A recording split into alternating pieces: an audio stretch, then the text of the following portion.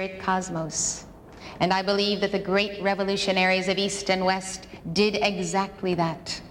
They made it their primary goal in life. How?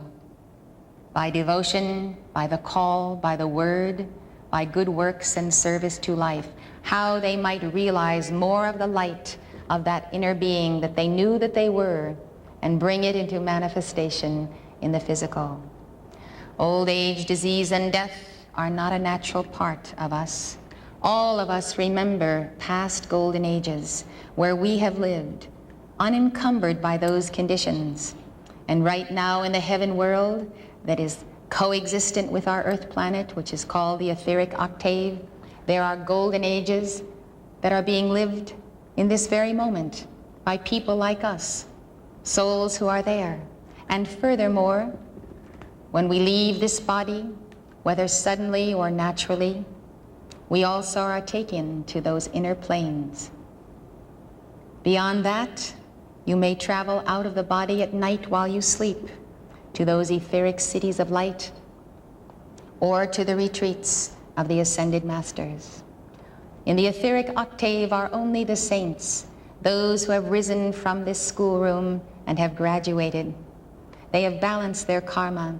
They have magnified the Lord in their hearts, in their 7 chakras, in their bodies and souls. They have fulfilled their reason for being on earth.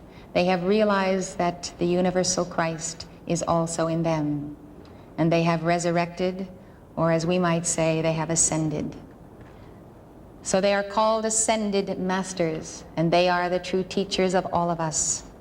Sometimes when you hear the inner voice, it is your own inner teacher whom we call the Holy Christ Self. At other times it might be an angel or an archangel. But more than not, it will be an ascended master whom you have befriended in this or a previous life.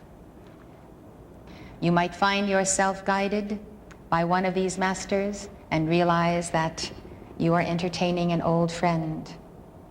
Now, I'm not speaking here of what has been called spirit guides or discarnate entities that do channeling, because I do not believe it is lawful for us to be involved with discarnates in the lower octaves who are merely people like ourselves, but they do not have a body.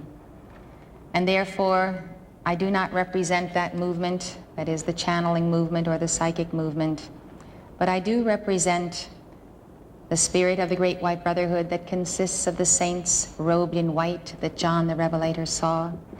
I do represent those who are the immortals, and I'm here to tell you that there is a very special ascended master for whom you are cut out and who is cut out for you. That person may be Jesus Christ, who did ascend and who is the master.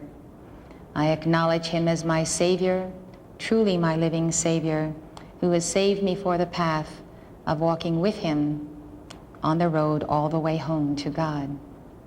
I know that his presence is universally felt, and yet Jesus, many years ago, introduced me and my late husband, Mark Prophet, to others of the servant sons and daughters of God in heaven, great teachers who have specialized on teaching the path leading to personal Christhood on each of the 7 rays. I'd like to tell you what their teaching is very simply by way of explaining the chart of the presence, and then to go through what I think are some fundamental errors and fundamental truths that all of us should be aware of so that we can make the most of this lifetime in the challenging times that we live in. This is the chart of your divine self.